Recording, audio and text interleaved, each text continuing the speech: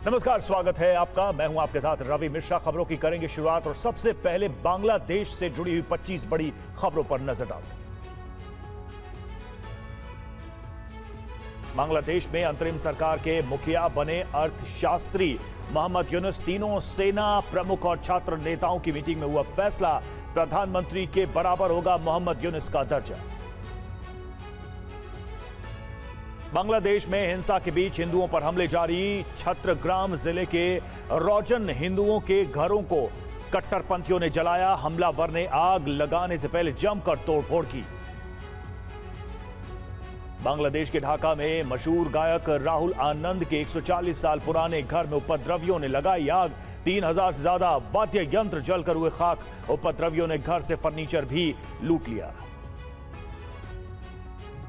गायक राहुल आनंद के घर पर हमले में उनका परिवार बाल बाल बचा। पिछले साल फ्रांस के पूर्व राष्ट्रपति मैक्रों भारत दौरे में राहुल आनंद से की थी मुलाकात। मैक्रों राहुल के घर करीब घंटे भर रुके थे। बांग्लादेश में कट्टरपंथियों ने हिंदू घरों के साथ साथ मंदिरों को भी बनाया निशाना। उत्तर पश्चिमी सिराजगंज में मंदिर में रखी मूर्तियां तोड़ी गई। उत्तरी बांग्लादेश में भी हिंदुओं पर हमले। दिनाजपुर के जयगंज में हिंदुओं के गांव में उपद्रवियों ने किया आगजनी। हमलावर घरों में आग लगाकर मौके से हुए फरार। उत्तरी बांग्लादेश में हिंदुओं पर हमले का एक और वीडियो आया सामने। निल्फा मेरी में उपद्रवियों ने हिंदुओं के घरों में तोड़फोड़ की। परिवार बचाने की गुहार लगाते रहे लोग। बांग्लादेश पर असदुद्दीन ओवैसी ने कहा कि सरकार पूरे मामले में एक्शन नहीं ले रही है। पीएम को सामने आकर बात करनी चाहिए। अगर बांग्लादेश की नई सरकार ने हसीना को वापस मांगा तो आप क्या करेंगे? बांग्लादेश में हिंदुओं पर हमले पर आरएसएस के पूर्व सरकार्यवाह भैयाजी जोशी का बयान। कहा, सरकार सुनिश्चित करे हिंदुओं की सुरक्षा। मंदिरों पर भी हमले किए जा रहे हैं। बांग्लादेश में हिंसा के बीच वहां रह रहे भारतीय बीती रात दिल्ली पहुंचे। लौटे लोगों ने कहा कि 2 दिन हालात बहुत ज्यादा खराब रहे, लेकिन अब हालात ठीक हो रहे हैं। वहां रहने वाले भारतीय सुरक्षित हैं। बांग्लादेश के ढाका में इंदिरा गांधी सांस्कृतिक केंद्र को उपद्रवियों ने जलाया। आगजनी करके लूटपाट की। आगजनी में सांस्कृतिक केंद्र पूरी तरह से खाक हुआ। शेख हसीना पर सूत्रों के हवाले से खबर, दुबई जा सकती हैं शेख हसीना। भारत में रहने की अभी कोई समय सीमा नहीं। फिलहाल गाजियाबाद के हिंडन एयरबेस के सेफ हाउस में है शेख हसीना।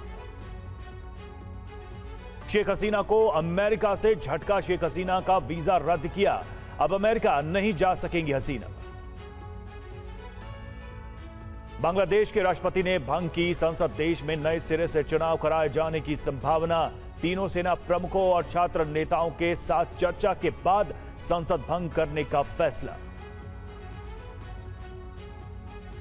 शेख हसीना और उनकी बहन शेख रेहाना को लेकर Bangladesh supreme court bar association के अध्यक्ष की मांग। भारत तुरंत इन दोनों को बांग्लादेश को लौटा दे। शेख हसीना अपनी बहन के साथ इस समय भारत में मौजूद है। बांग्लादेश के सुप्रीम कोर्ट बार एसोसिएशन के अध्यक्ष महबूब हुकोन का आरोप, शेख हसीना पर बांग्लादेश में कई लोगों की हत्या के आरोप है।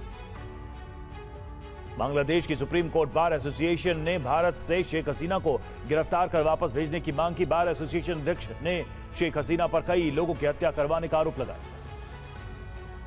बांग्लादेश में विरोध प्रदर्शन के दौरान मारे गए लोगों के परिजनों ने अंतरिम सरकार के सामने नौकरी समेत 11 सूत्री मांगे रखी। प्रदर्शन के दौरान मरने वालों का आंकड़ा बढ़कर 440 तक पहुंचा। बांग्लादेशी नागरिक को नेपाल भारत सीमा पर रोका। पूर्वी नेपाल के विराटनगर में एंट्री की कोशिश कर रहा था बांग्लादेशी नागरिक। नेपाल पुलिस ने गश्त के दौरान रोका। बांग्लादेश में हिंदुओं पर हो रहे हमले के बाद फूटा बागेश्वर बाबा का गुस्सा। सरकार से हिंदुओं को शरण देने की अपील की। दिल्ली में बांग्लादेश के दूतावास के बाहर सुरक्षा कड़ी, अतिरिक्त पुलिस बल लगाए गए।